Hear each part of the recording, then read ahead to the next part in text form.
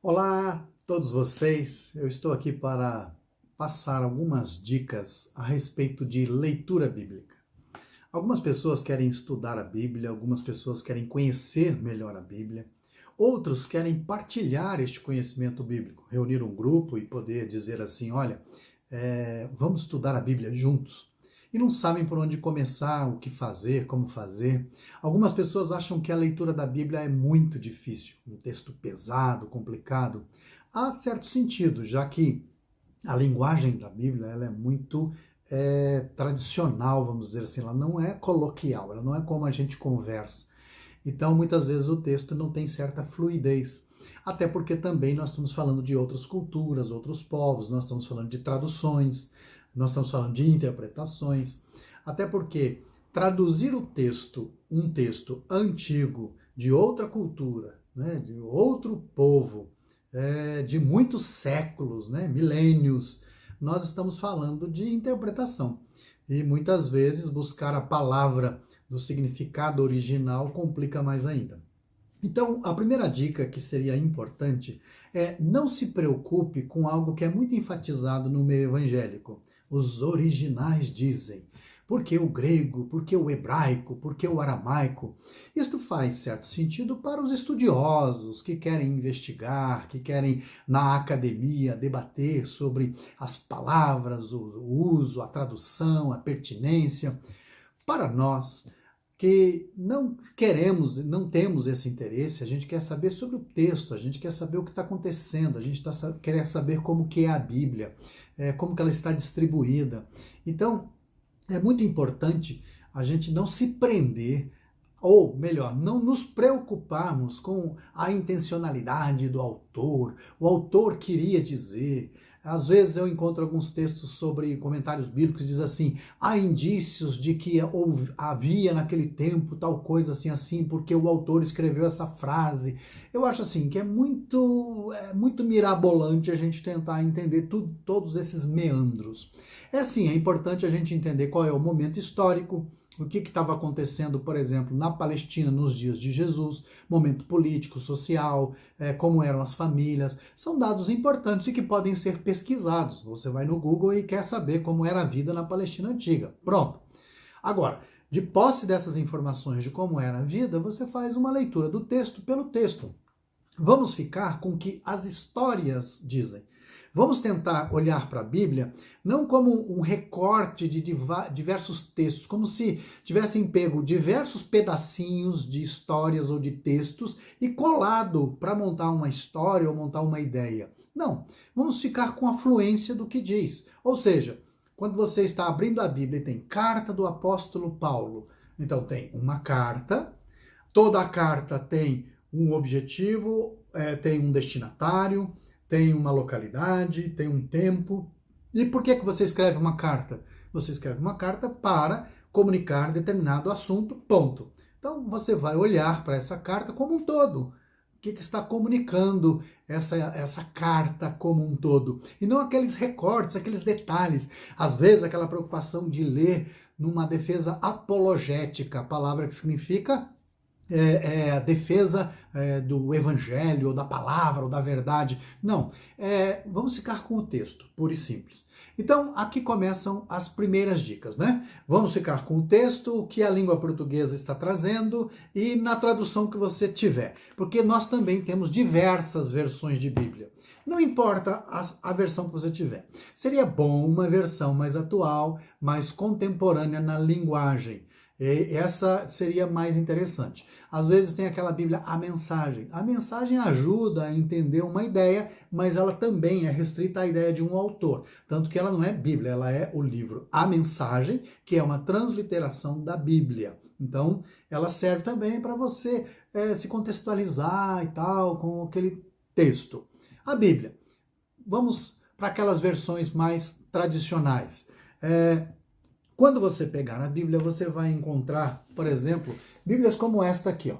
Esta Bíblia traz aqui no rodapé diversas informações a respeito do texto. São comentários. Os comentaristas fazem questão de poder colocar as suas ideias ali. Deixa eu dizer uma coisa para vocês.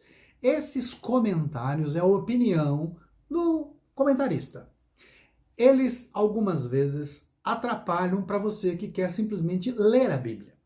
Por quê? Porque ele te coloca dentro de algumas ideias. E não é tão necessário assim. Principalmente você, eu quero ler a Bíblia. Então você quer ler a Bíblia? Se você tem uma Bíblia com comentários, eu diria assim, prefira não. Até porque os comentários da Bíblia, normalmente, a maioria das Bíblias, são comentários doutrinários, ou seja, tem a ver com uma doutrina. Eu vou dar um exemplo para você. Se o tradutor ele era um calvinista, as opiniões calvinistas estão aqui. Se o comentarista era um fundamentalista, a opinião aqui é fundamentalista. Então você vai ficando dentro de um corredor e achando que a Bíblia só pode ser lida dentro da perspectiva daquele comentarista. Então não tenha essa opção. Se for, você esquece, não leia. Outra coisa, a Bíblia também, por exemplo, eu estou com essa aqui, essa é uma Bíblia anotada, né? Ela tem diversas anotações. Vai ser muito importante você também acompanhar a comparação de textos com textos. Mas deixa eu dizer, esses títulos aqui, ó, por exemplo, aqui, ó, este título, a mensagem, tem um outro título aqui, ó, a cura do paralítico. Esses títulos, eles também geram um pequeno problema. Qual o problema?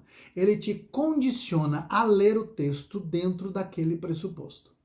E às vezes, a mensagem que está no texto, ela é muito mais profunda, mais larga. Às vezes não, ela é mais larga do que o título que foi dado. Vou dar um exemplo para vocês. Ó, o mesmo capítulo 3 de Atos, nesta Bíblia aqui está assim, ó, a cura do aleijado, tá? Muito bem. A outra Bíblia que eu acabei de mostrar, está aqui, ó, a cura de um paralítico. Então vejam, quando você vai ler esse texto, que é Atos capítulo 3, você está condicionado a encontrar ali o quê? A cura de um paralítico ou de um aleijado. E você perde, por exemplo, ele era um homem pobre, ele era um pobre. O objetivo será que era só mostrar aqui o milagre, que teve uma cura? Ou ele era um pobre há muitos anos na porta de um templo. Ele não participava da comunhão daquele pessoal lá dentro. Por quê? Porque ele era aleijado? Porque ele era pobre? Podem ser as duas coisas.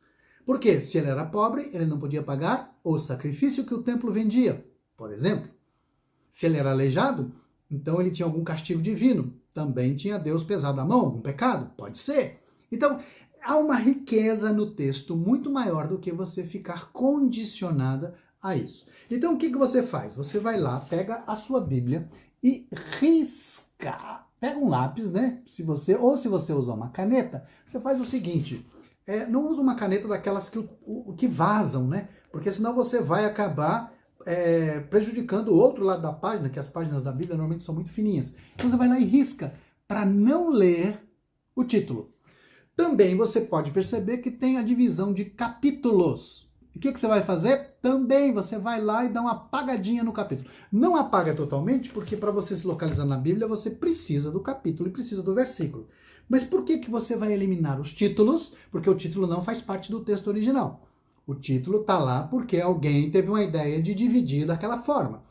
Por que está dividido em capítulo? Para localização. Então, não significa que determinado texto, história, narrativa começa no capítulo e termina no capítulo. Ele pode se estender por 4, 5, 6, 7 capítulos. Às vezes é o livro inteiro. Então, o que você precisa fazer? Apaga o título, apaga também o capítulo e os versículos. E procure onde começa determinada história. Onde termina determinada história. E você vai marcar onde você quer que comece, onde você quer que comece e onde você quer que termine. Isso é chamado de perícope. Você vai estabelecer os limites da sua leitura. Então você vai abrir um determinado livro da Bíblia e começar a ler. E vai começando e começando e ver onde há fluência do texto e onde de repente o texto muda. O texto vai para outro lado. O texto quer dizer outra coisa. Para ali. E aí, essa dica é importantíssima. E a gente já está finalizando, para você poder compreender ou partilhar com alguém, o que você vai fazer?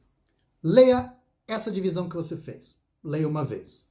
Depois, leia tentando captar os personagens. Quem faz parte? Tem um narrador, tem uma voz que está contando a história? Esse narrador, essa voz, é de algum dos personagens ou alguém de fora, como se fosse uma testemunha? Então, preste atenção nos personagens da história, tanto de fora dela como dentro dela. Prestou atenção nos personagens? Qual o destaque?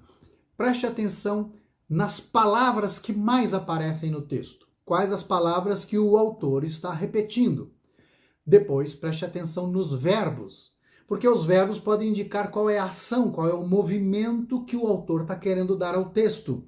Então, personagens, palavras repetidas e verbos.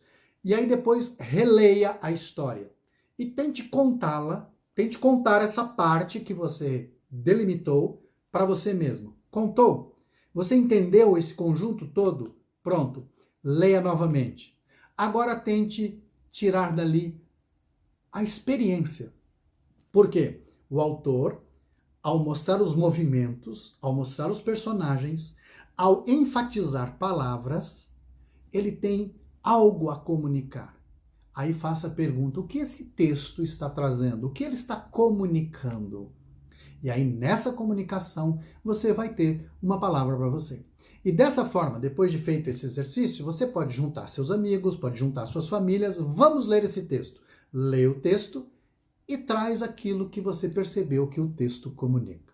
Tá aí a dica para iniciar as leituras bíblicas. E vai ter mais, porque nós vamos nos aprofundar neste assunto.